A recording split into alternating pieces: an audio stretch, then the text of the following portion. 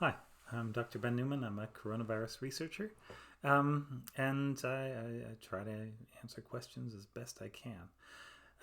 So the next question, I've scrolled too far up.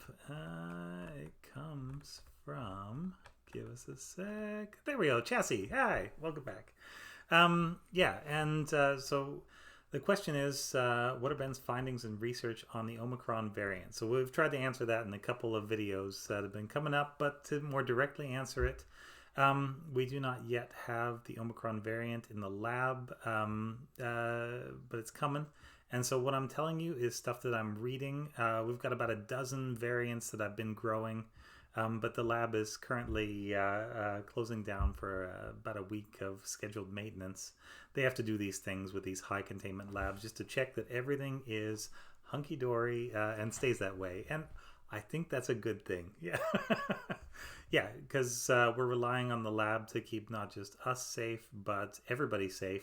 And you have to have all the air handlers working. Oh my gosh, everything that goes down the drain goes through all these boiling and filtering and crazy steps, and it makes sure that nothing leaves the facility through the waste air or water that's alive, basically, or viable in any way. And I like that. That's the perk of working at a nice modern facility, is that they have all this infrastructure built in so that you can do things which you would not want to do otherwise because they would be too dangerous. Yeah. So anyway, and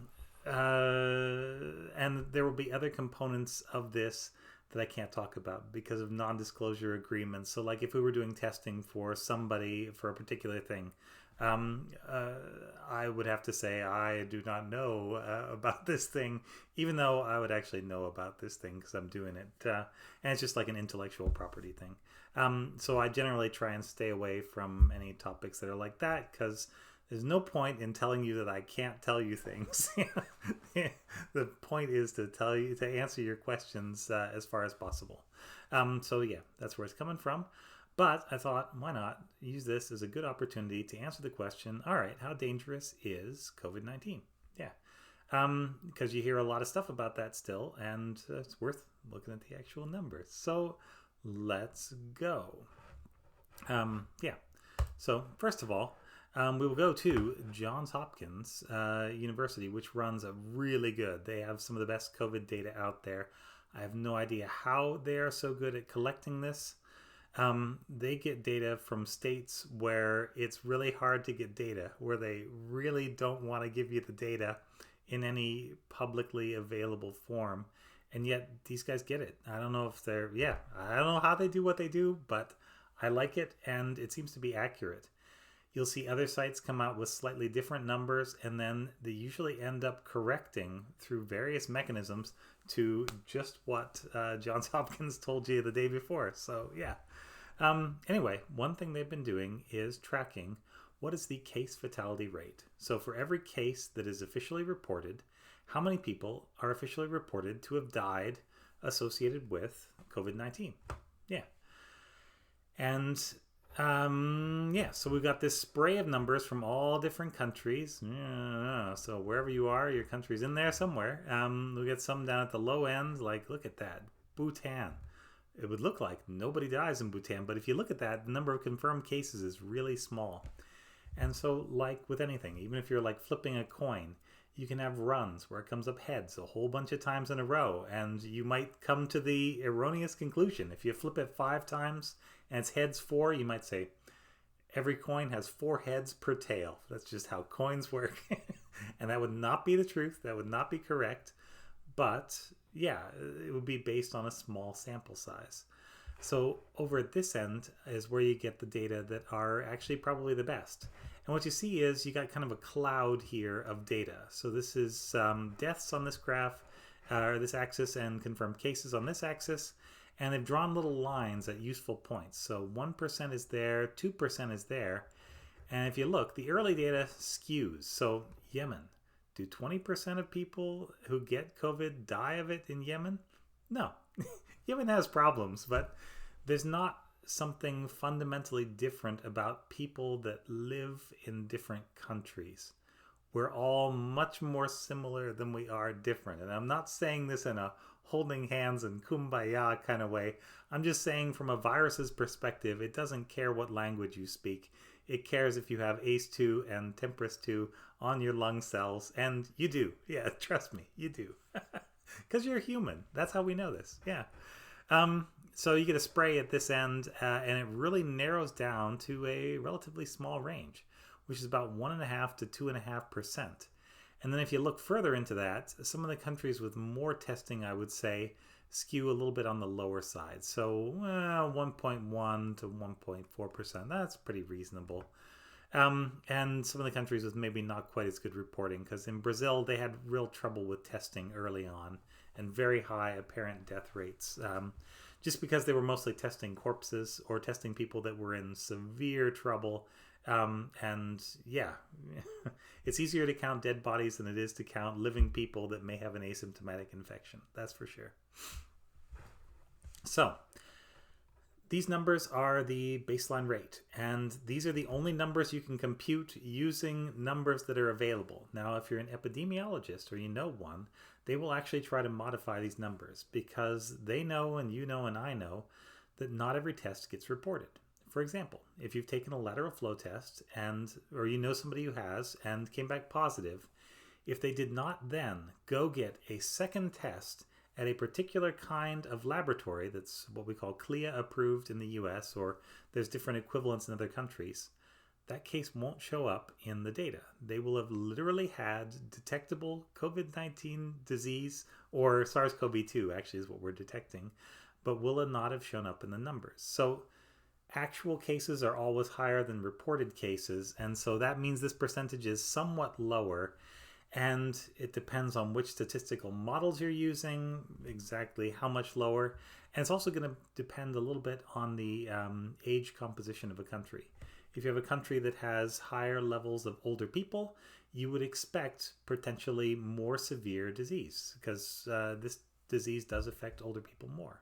And if you have a case, if you're talking about a country with, like I think Burkina Faso has very low skewed population structure, real health problems that knock out a lot of people, then they would potentially have a lower case fatality rate because, in general, if a person's infected, they're younger, and so they're more likely to be okay.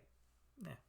So there are variables in there, but when the data is good, it evens out somewhere between 1.5 and 2.5%.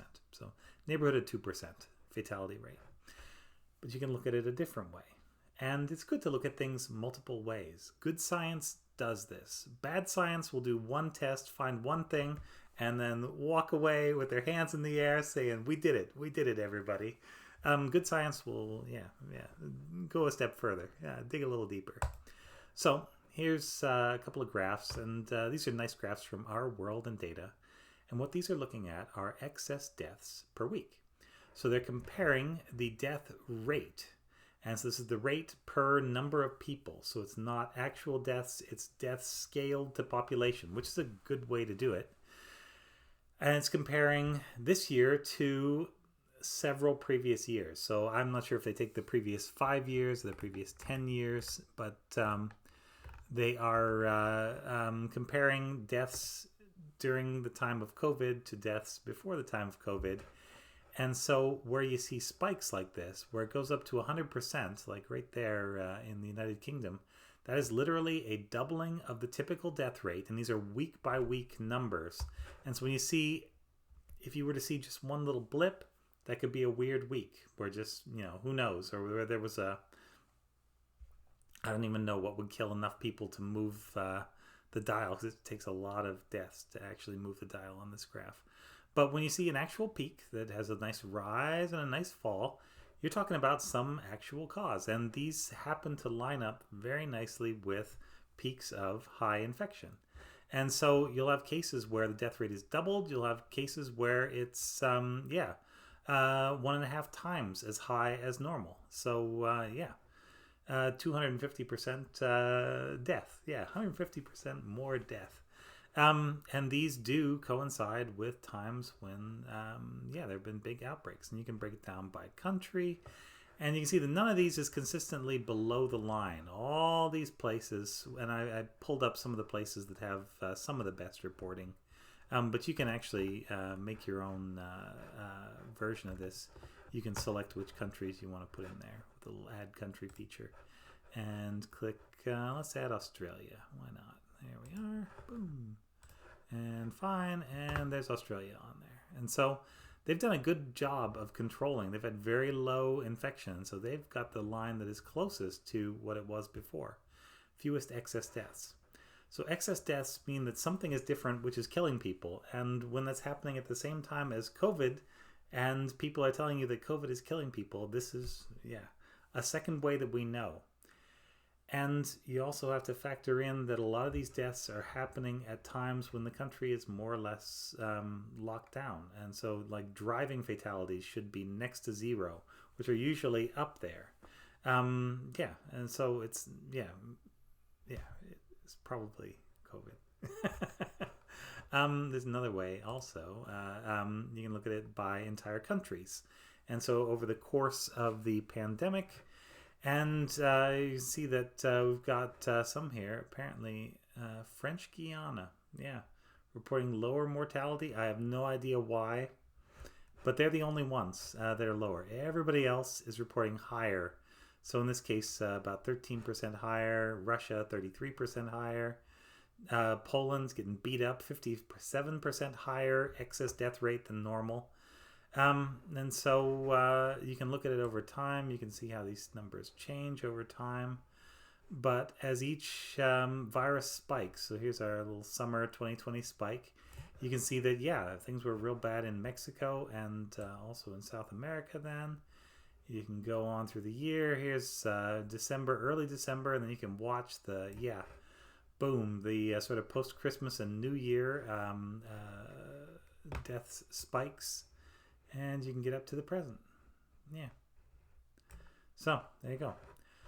So those are several ways that you can actually tell what's going on. And this is not actually research, what I'm doing. Other people are doing the research. I'm just interpreting this and putting it out there where you can have a look at it and say, oh, that's why people say the things they say. So, it's not the answer you wanted, but maybe it's an answer that helps with something else. I can only hope. Thanks very much. This has been Ask Dr. Ben.